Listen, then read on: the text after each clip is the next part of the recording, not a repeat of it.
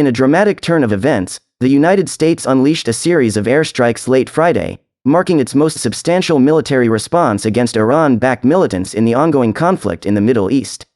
The airstrikes, carried out in both Iraq and Syria, were initially seen as retaliation for the killing of 3 American soldiers. However, they fell short of the expectations of more hawkish figures, reflecting the White House's efforts to avoid an all-out war with Iran. Despite the significant scale of the attacks, some experts warn that the apparent restraint, including telegraphing the strikes well in advance, might embolden militias to persist in their violence against American forces in the region.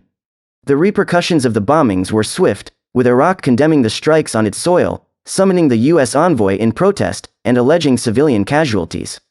Syria accused the U.S. of fueling regional conflict in a very dangerous way, while Iranian officials expressed hostility, cautioning that American strikes would not go unanswered.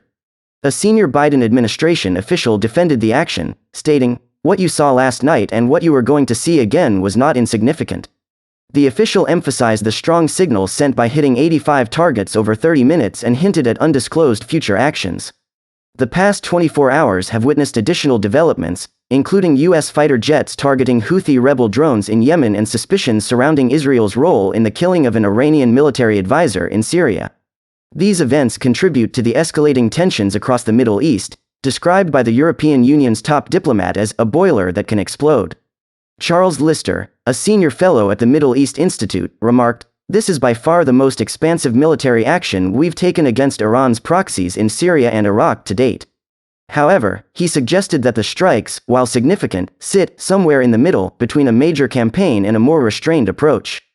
Lister added that further actions could potentially send a deterrent message. The U.S. strikes are the latest chapter in the broader Middle East unrest that has intensified since Hamas' October 7 attack on Israel, leading to Israel's subsequent war in Gaza.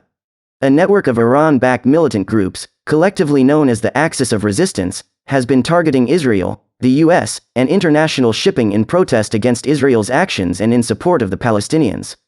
The recent airstrikes specifically targeted Iranian militias or Iran's Islamic Revolutionary Guard Corps in Syria and Iraq, amplifying tensions that have been escalating since the Syrian civil war and the fight against ISIS.